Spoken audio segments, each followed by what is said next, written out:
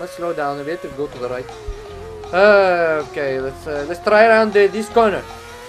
Okay, let's try onto the cat, onto the other. Oh, no. Okay, let's go slow. Let's go slow. Let's go again. Slow. It's good weather today. Very sunny weather. I wonder what I will have for dinner. And maybe paella. I did not like it when Felipe made the paella, no. He mixed the prawn with the mayonnaise. Directly with the mayonnaise, you know. There's no problem with the prawn and mayonnaise in paella. But when you rub the mayonnaise directly on the prawn. No. Oh, okay, I break hard, but long straight. I charge down. I lead the lap for sure. Charge on Vettel, yes. Okay, I go faster. No, engine's overheating. Let's go to the left slightly. Ay caramba, this is not working. For those of you who weathered the Schumacher era in the early 2000s, you must of course remember that lovely, warm, relaxing feeling of a eventless Formula 1 Sunday, where nothing would happen. You can actually have advertising breaks and not miss much, except for maybe a Minardi spinning out.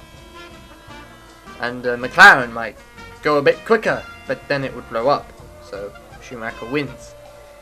Boregate, as people like to call it, is probably no less boring or no more boring than any normal Formula 1 race.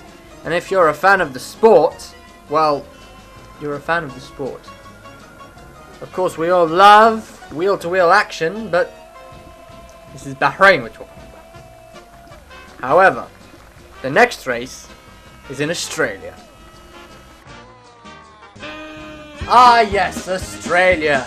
This cacophony of carnage and confusion can only come from Albert Park. Long, sweeping straights followed by tight chicanes. Barriers so close to the sides you can practically read the adverts off of them. One of the most enjoyed races on the calendar, the track of plunders from down under, will not fail to impress, for sure.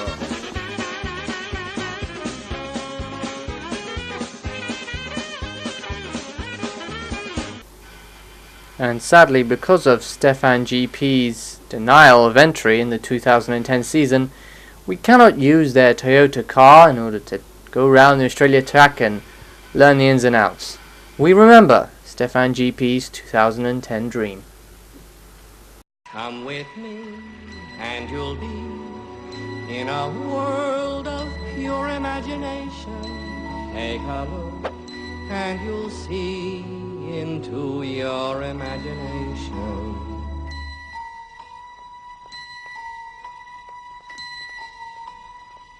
We'll begin with a spin, traveling in the world of my creation. What we'll see will defy explanation.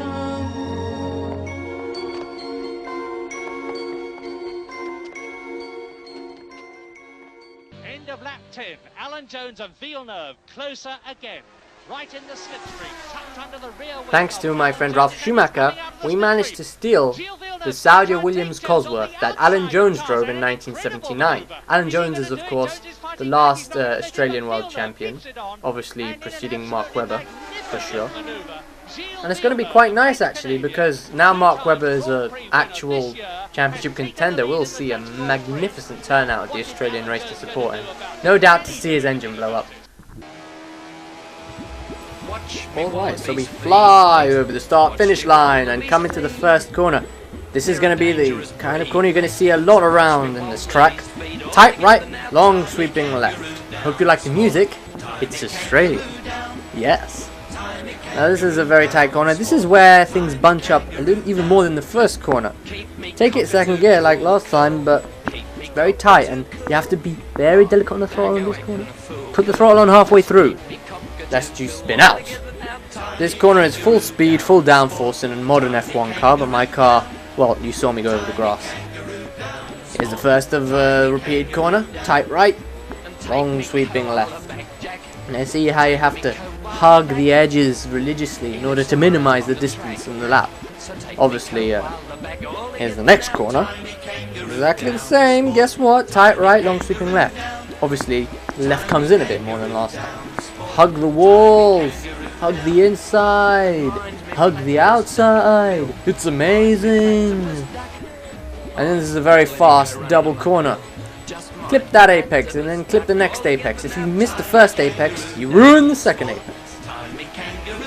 Now this is up to 7th gear. Every straight's up to 7th gear. Every corner's down to 2nd gear. It's very tough on the gearboxes and the brakes. You can take a lot more speed than you think on that right angle corner. And then another right angle corner just like it coming up. You can take it 3rd gear if your car's feeling happy. And here comes the tightest corner of the track. 2nd to last corner. I take it 1st in this car, but you can take it in 2nd. And last corner. Lots of camber on the track. So you can pretty much Kai out full throttle to the curbs, and you finish the lap on the Strada.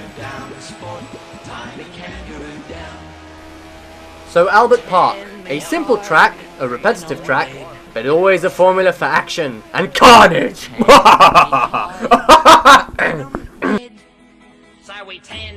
Another reason why Australia won't be anything like Bullgate is that layout of the track.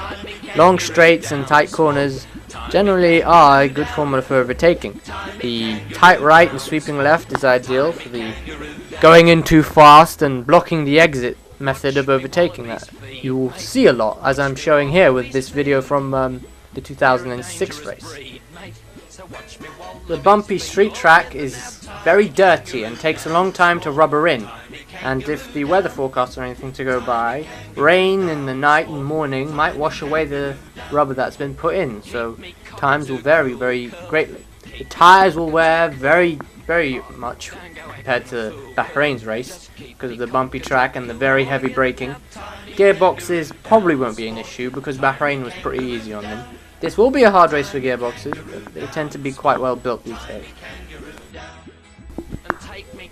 If there's any track on the calendar that will show us whether we'll have front-running action, it's Australia. Because even if two cars' performance differentials are completely different, it only takes one bad exit of a corner to make yourself vulnerable to an overtake from the car behind. Because basically all they have to do is tow behind you. They don't need much grip because it's a straight line. So even if they're in a low grip area behind the leading car, they'll have plenty to do. They can do plenty. And I hope we will see people doing plenty of things. Because plenty is what we want in Formula 1. For God's sake. This is the spleen. And you were just caught in a speed trap. From 13th, maybe it's optimistic, but for sure we're thinking on that. Okay, good luck. Well, don't forget... Hello, Flavia. You okay? Sorry, I've got to throw back. I'd love to talk to you, but next time... don't forget it's Mother's Day. Get some chocolates and some flowers as well, yeah? I know you girls have got that all sorted out.